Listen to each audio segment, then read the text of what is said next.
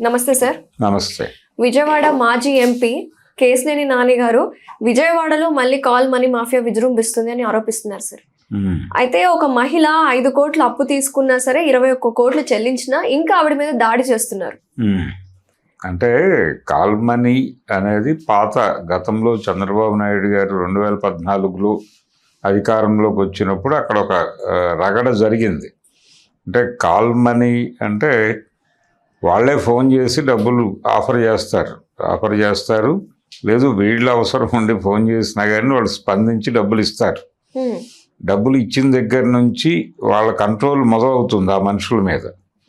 మొదలయ్యి వాళ్ళు రకరకాల వడ్డీల పేరుతో, అంటే ఇన్స్టాల్మెంట్లు ప్రాపర్గా కట్టడం లేదని దాని మీద ఫైన్లు వేసి, మీరు ఇన్ని ఇన్స్టాల్మెంట్లు కట్టలేదు, ఇంత ఫైన్ పడిపోయింది మీకు. ఇప్పుడు చాలా సందర్భాల్లో జనరల్ మనం 2 వీలర్ లోన్స్ ఏవో తీసుకున్నా దానిలో పెనాల్టీస్ పడిపోతూ ఉంటాయి. ఆ పెనాల్టీస్ అన్ని కౌంట్ చేసి వాడు దాదాపు లోన్ అంత అమౌంట్ వేస్తాడు. ఈ లోన్ అంత అమౌంట్ వీళ్ళు ఏ ఇంటర్వెల్స్లో కడుతున్నారు అనేది వీళ్ళ లెక్క ప్రకారం వీళ్ళు 5 కోట్లు కట్టేస్తామనుకుంటారు. ఇప్పుడు ఆయన మెన్షన్ చేసిన కేసు అదే. ఆయన ఒక మహిళా వ్యాపారి ఒకళ్ళ దగ్గర 5 కోట్లు తీసుకుంది. ఈ కాల్ మనీ వాళ్ళ దగ్గర 21 కోట్లు ఇప్పటికీ ఆవిడ దగ్గర నుంచి వసూలు చేసి ఇంకా అప్పు తీరలేదు అని చెప్పి, ఇప్పుడు ఆవిడకి ఏదో 11 ఎకరాల ల్యాండ్ ఉందట అక్కడ.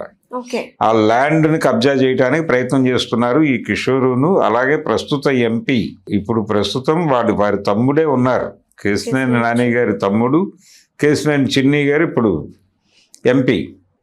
తన తమ్ముడి మీదే ఆరోపణ చేస్తున్నారు. అన్నదమ్ముల గొడవ అనుకోవచ్చు, కానీ ఇక్కడ ఒక మహిళ వ్యాపారి తాలూకా పేరు, ఆ వ్యవహారము, ఈ 11 ఎకరాల గొడవ ఇవన్నీ లింక్ చేయటం ద్వారా కొంచెం కేసుని బాగానే ఎస్టాబ్లిష్ చేయగలిగాడు. గట్టిగానే దాడి చేయడానికి ప్రయత్నం చేస్తున్నాడు. కాల్ మనీ నిర్వహణ కూడా వీళ్ళే చేస్తున్నారు అనేది ఆయన ఉద్దేశం. ఈ కిషోర్ అనే వ్యక్తి ఈ చిన్ని గారికి బాగా సన్నిహితుడు. తనే నడుపుతున్నాడు ఈ దందాని, ఈ వడ్డీ వ్యాపారం దందాని. వడ్డీ వ్యాపారమే కాల్ మనీ అంటే మరేమీ కాదు. కాకపోతే ఫోన్ చేసి అప్పులు కావాలా అని అడగటం.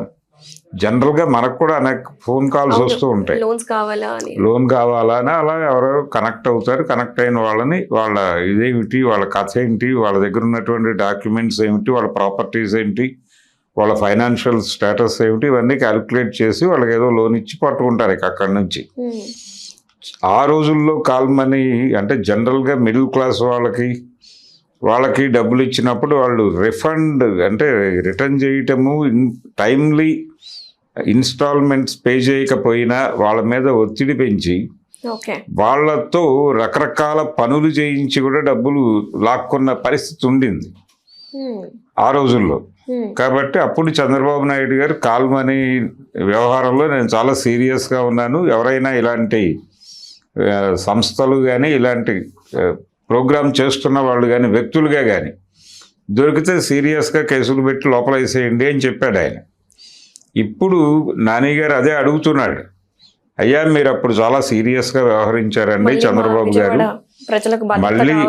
మళ్ళీ విజయవాడలో జనాలు కాల్ మనీ కాట్లకి బలైపోతున్నారు, కాబట్టి మీరు ఆ రోజున ఎంత సీరియస్గా వ్యవహరించారో ఇప్పుడు అంతకు మించిన సీరియస్గా వ్యవహరించాల్సిన అవసరం ఉంది. ఇక్కడ చాలా అంటే మీ పార్టీతో లింక్ అయి ఉన్నటువంటి పొలిటీషియన్స్ కూడా ఇదే పని చేస్తున్నారు, అందుకని మీరు పట్టించుకోవాల్సిన అవసరం ఉంది, లేకపోతే ప్రపంచం మీ మీద రివర్స్లో మాట్లాడుకోవాల్సి ఉంటుంది.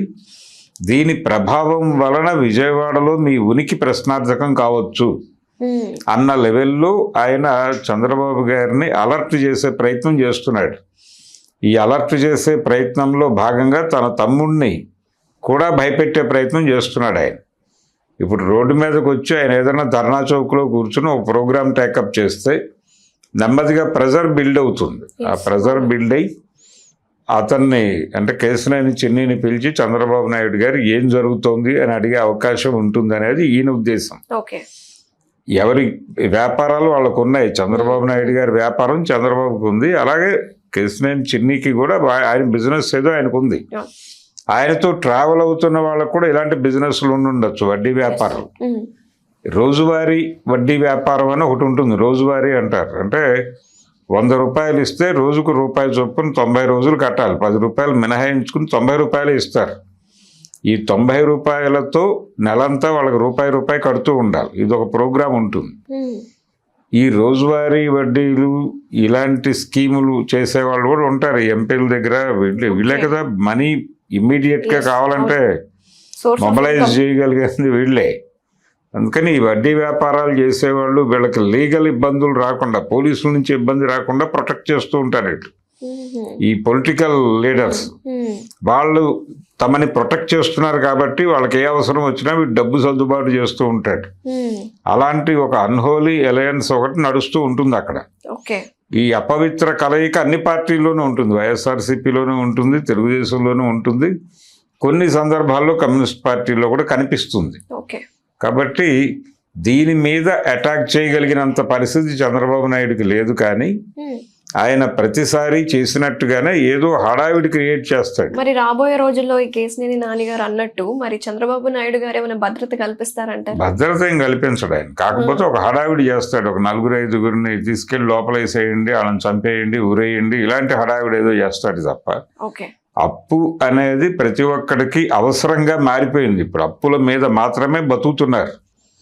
ఉద్యోగాలు ఎందుకు చేస్తున్నారు అంటే అప్పులు తీసుకోవడానికి సెక్యూరిటీ ఉండాలి కాబట్టి. అప్పు ఇచ్చేవాడికి సెక్యూరిటీ కోసం వీడు ఉద్యోగం చేస్తున్నాడు తప్ప వీడు బతకడం కోసం ఉద్యోగం చేయట్లేదు ఎవరు. సెక్యూరిటీ కోసం, అవతలవాడికి సెక్యూరిటీ చూపించడానికి వీడు బిజినెస్ చేస్తున్నాడు తప్ప బిజినెస్ మీద ఇంట్రెస్ట్తోనో అవసరం తీర్చుకోవడం కోసం చేయట్లా. ఎందుకంటే సంపాదనలకి ఖర్చులకి లంగర్ అందటం లేదు ఎవరికి. ఈ లంగరు ఫిల్ చేస్తున్నది, ఆ గ్యాప్ ఫిల్ చేస్తోంది. ఆదాయానికి ఖర్చులకి మధ్యలో ఉన్న వ్యాక్యూమ్ని ఫిల్ చేస్తున్నది అప్పులే. అది బ్యాంకు నుంచి వస్తున్న అప్పులు కావచ్చు, లేకపోతే ఇలాంటి వడ్డీ వ్యాపారం వాళ్ళు ఇస్తున్న అప్పులు కావచ్చు. వాళ్ళు కూడా వీళ్ళని కంట్రోల్లోకి తీసుకుని, వీళ్ళ ఆదాయ మార్గాలను కంట్రోల్లోకి తీసుకుని ఏదో పద్ధతిలో గుంజుకోవడం కోసం ప్రయత్నం చేస్తారు. అందుకని ఈ ఏరియాలో మాఫియా అటాక్స్ ఇవన్నీ ఉంటాయి. ఇది శాంతి భద్రతల సమస్య కూడా, ఆర్థిక వ్యవహారం మాత్రమే కాదు. దీనిలో లా అండ్ ఆర్డర్ ప్రాబ్లం కూడా ఇన్వాల్వ్ అయి ఉంటుంది. వీళ్ళ టార్చర్ తట్టుకోలేక ఆత్మహత్యలైనా చేసుకుంటారు. లేదు ఇలా లాభం లేదు వీళ్ళని అడ్డు తొలగించుకుందాం అనుకుంటే హత్యలు కూడా చేస్తారు. ఆత్మహత్యలకి హత్యలకి కూడా ఇది కారణం అవుతుంది.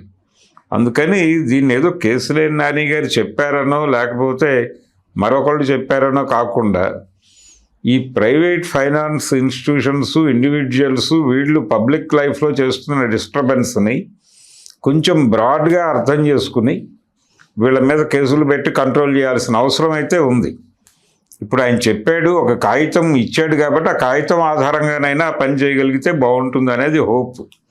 మరి చంద్రబాబు నాయుడు గారికి ఎన్నికలకు సపోర్ట్ చేసేది వీళ్ళే గబుక్కుని 4 మూటలు డబ్బులు తెచ్చి అక్కడ పంచాలంటే పంచేది వీళ్ళే. అందుకని ఉన్నట్టుండి వాళ్ళ మీద చర్యలు తీసుకుంటాడా అనేది డౌటే. అందుకని అక్కడ వరకు ఆ కిషోర్ అనేవాడి వరకు టార్గెట్ చేసి మాట్లాడుతున్నాడు. ఆయనకు కూడా విస్తృతంగా అందరు ప్రజలకి న్యాయం చేయాలనే కోరిక ఏం లేదు కేసినేని నానికి కూడా. అన్నదమ్ముల మధ్య గొడవ, వాళ్ళ గొడవని వీధిలో పెట్టేస్తే తమ్ముడు కంట్రోల్లోకి వస్తాడనేది ఆయన వ్యూహం.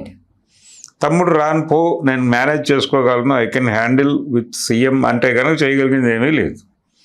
ఈ యుద్ధం, ఈ అన్నదమ్ముల యుద్ధం మధ్యలో కొంచెం ఒక సీరియస్ ఎలిమెంట్ కోసం వాళ్ళు కాల్మనీని పట్టుకొచ్చారు. ఇది అక్కడ జరుగుతున్నటువంటి గొడవ.